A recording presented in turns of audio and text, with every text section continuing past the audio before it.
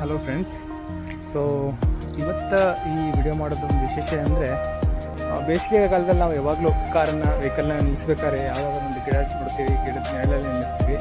So ಗಿಡಗಳು ಭಾಳ ಕಡಿಮೆ ಇದ್ದಾವೆ, ಹೆಚ್ಚವರು ಕಡಿಮೆ ಇದ್ದಾರೆ, ಬಟ್ ಎಲ್ಲರಿಗೂ ಗಿಡ ಬೇಕು. ಸೊ ಗಿಡದ ಕೆಳಗಡೆ ನಿಲ್ಲಿಸಿದಾಗ ನೀವು ನೋಡ್ಬೋದು ಒಣಗಿದ ಎಲೆ ಎಲ್ಲ ಇರುತ್ತೆ. ಸೊ ತೋರಿಸ್ತೀನಿ, ಸ್ವಿಚ್ ಓವರ್ ಮಾಡ್ತೀನಿ ಕ್ಯಾಮ್ರಾ.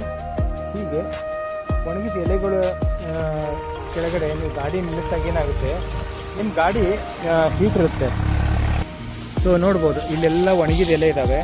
ಸೊ ಇದೆಲ್ಲ ಪೂರ್ತಿ ಡ್ರೈ ಆಗಿದ್ದಾವೆ, ಮೇಲೆ ನೆರಳಿದೆ. ಸೊ ಈಗೇನಾಗುತ್ತೆ, ಈ ಇಂಜಿನ್ ಹೀಟ್ ಇರುತ್ತೆ, ಸೈಲೆನ್ಸರ್ ಹೀಟ್ ಇರುತ್ತೆ.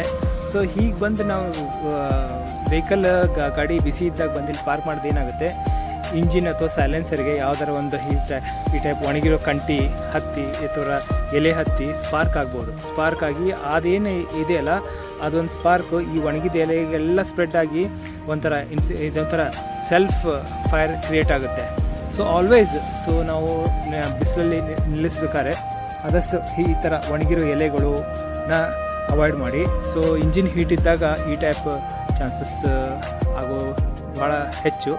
So be careful. ಸೊ ಬೇಸಿಗೆದಲ್ಲಿ ಗಿಡ ಕೆಳಗಡೆ ನಿಲ್ಲಿಸ್ಬೇಕಾದ್ರೆ ಇದೊಂದು ಟಿಪ್ಸನ್ನು ನೆನ್ಪಿಟ್ಕೊಳ್ಳಿ. So hope this tips will help you. See you again in the next video. Until then, bye.